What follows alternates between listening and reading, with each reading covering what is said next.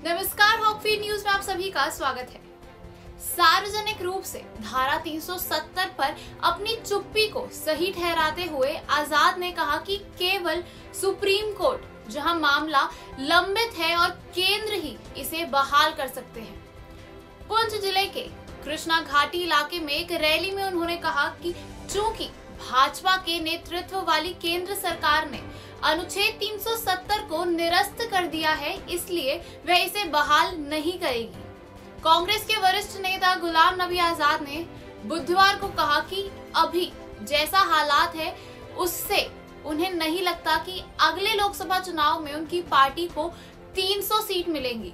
सार्वजनिक रूप से धारा 370 पर अपनी चुप्पी को सही ठहराते हुए आजाद ने कहा कि केवल सुप्रीम कोर्ट जहां मामला लंबित है और केंद्र ही इसे बहाल कर सकते हैं। पुंछ जिले के कृष्णा घाटी इलाके में एक रैली में उन्होंने कहा कि चूंकि भाजपा के नेतृत्व वाली केंद्र सरकार ने अनुच्छेद 370 को निरस्त कर दिया है, इसलिए वह इसे बहाल नहीं करेगी। उन्होंने कहा और हमारे पास 300 सांसद यानी कि सरकार बनाने के लिए जरूरी लोग कब होंगे, इसलिए मैं अनुच्छेद 370 को बहाल करने का वादा नहीं कर सकता, क्योंकि हमें 2024 में 300 सांसदों को लाना होगा। चाहे जो हो जाए, भगवान हमारे 300 सांसद बनाए तभी कुछ हो सकता है, लेकिन वर्तमान में मुझे ये नहीं दिख रहा है कि ऐसा हो सकेगा, इसलिए मैं कोई झूठा वादा नहीं करूंगा और धारा 370 के बारे में बात करने से बचूंगा।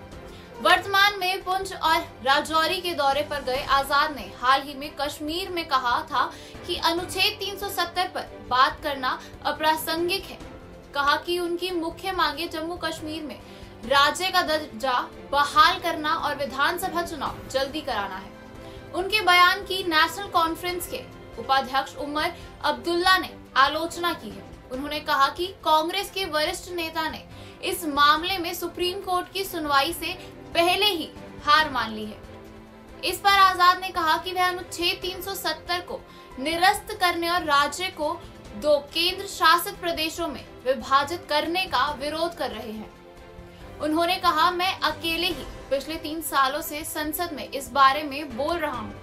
आजाद ने कहा, सरकार के साथ हमारी लड़ाई ये है कि जब अनुच्छेद 370 को निरस्त किया गया और राज्य का विभाजन किया गया, तो मैंने कहा कि केंद्र सरकार को संविधान में बदलाव लाने का अधिकार है, लेकिन यह जम्मू कश्मीर की विधानसभा के माध्यम से आएगा, न कि संसद के माध्यम से।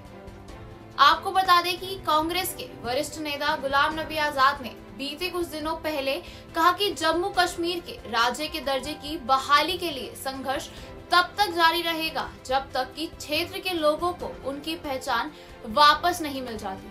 आजाद ने कहा, भले ही इसके लिए हमें अपनी जान क्यों ना कुर्बान करनी पड़ जाए। दक्षिण कश्मीर के कुलगाम जिले के देवसर इलाके में पार्टी कार्यकर्ताओं की एक बैठक को संबोधित करते हुए गुलाम नबी आजाद ने कहा कि जम्मू कश्मीर के विशेष दर्जे को निरस्त करने और तत्कालीन राज्य को केंद्र शासित प्रदेशों में विभाजित करने का केंद्र का 5 अगस्त 2019 का फैसला कुछ ऐसा था जिसकी किसी ने कल्पना भी नहीं की होगी। आजाद ने कहा, 5 अगस्त 2019 को जम्मू कश्मीर में बिजली गिरी, कुछ ऐसा हुआ जिसके बारे में किसी ने ना सोचा और ना ही अनुमान लगाया होगा। न केवल कश्मीर या जम्मू या लद्दाख के लोगों ने, बल्कि भारत के किसी भी नागरिक ने नहीं सोचा होगा कि जम्मू कश्मीर का विभाजन हो जाएगा। इसे 2 भागों में विभाजित कर 2 केंद्र शासित प्रदेशों का गठन किया जाएगा। जम्मू कश्मीर के पूर्व मुख्यमंत्री ने कहा कि आमतौर पर एक केंद्र शासित प्रदेश को एक राज्य बनाया जाता है, लेकिन शायद पहली बार किसी राज्य को केंद्र शासित प्रदेश में बनाया गया। उन्होंने कहा, 4 अगस्त 2019 तक जो राज्य का दर्जा था वह बहाल होने तक हमारा संघर्ष जारी रहेगा, भले ही हमें अपनी जान की कुर्बानी ही क्यों ना देनी पड़ जाए, क्योंकि वह हमारी पहचान थी। कांग्रेस नेता ने कहा, केंद्र को फरवरी तक जम्मू कश्मीर में परिसीमन प्रक्रिया पूरी करके सर्दी के तुरंत बाद विधानसभा चुनाव कराने चाहिए। आजाद ने ये भी कहा कि सर्दी के अगले 4 महीने में चुनाव कराना संभव नहीं है। आजाद ने कहा, हम सभी ने जून में प्रधानमंत्री नरेंद्र मोदी द्वारा बुलाई गई सर्वदलीय बैठक में कहा था कि पहले राज्य का दर्जा बहाल किया जाए और फिर परिसीमन होना चाहिए, लेकिन सरकार ने इसे स्वीकार नहीं किया। इसलिए उन्हें फरवरी तक परिसीमन प्रक्रिया समाप्त करनी चाहिए और सर्दी खत्म होने के बाद अप्रैल में चुनाव होने चाहिए। कांग्रेस के वरिष्ठ नेता ने कहा कि प्राथमिकता ये नहीं है कि कौन मुख्यमंत्री बने, बल्कि ये है कि जम्मू कश्मीर में 4 अगस्त 2019 की स्थिति को कैसे बहाल किया जाए। आजाद ने कहा कि राज्य का दर्जा बहाल करने की मांग कश्मीर केंद्रित नहीं है। उन्होंने कहा राज्य के दर्जे को लेकर कोई लड़ाई नहीं है। जम्मू में हिंदू भाई, कश्मीर में सिख, मुसलमान और यहाँ तक कि पंडित भी राज्य का दर्जा चाहते हैं। कोई ये ना समझे कि केवल कश्मीरी ही राज्य का दर्जा चाहते हैं। मैंने बार बार कहा है और यहाँ तक कि सर्वदलीय बैठक में भी कहा है कि भाजपा के नेता भी राज्य का दर्जा चाहते हैं। देश चैनल हॉक फीड को सब्सक्राइब करें और खबरों को शेयर करें। गंगा एक्सप्रेसवे जो देश का सबसे बड़ा एक्सप्रेसवे बनने जा रहा है, 96% भूमि का अधिग्रहण हम लोग कर चुके हैं और इसी महीने प्रधानमंत्री जी के कर कमलों से हम इस एक्सप्रेसवे का शिलान्यास भी कराने जा रहे हैं।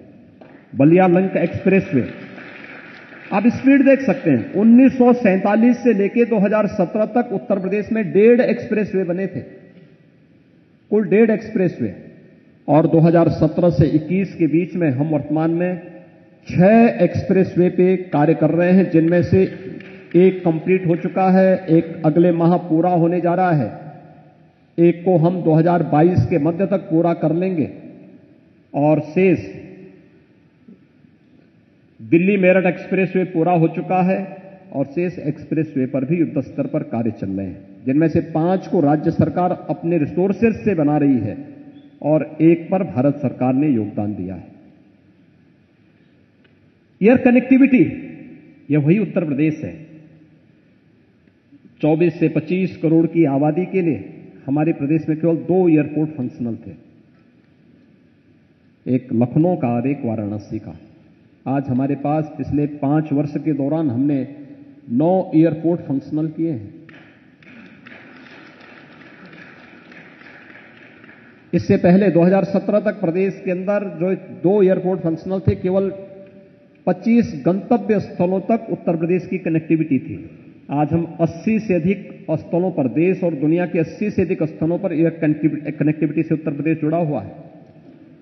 11 एयरपोर्ट पर वर्तमान पे हमारे कार्य चल रहे हैं, जिन क्षेत्रों में कोई सोचता नहीं था। हम चित्रकूट में भी एयरपोर्ट बना रहे हैं, ललितपुर में एयरपोर्ट बन रहा है, सोनभद्र में हमारा एयरपोर्ट बन रहा है।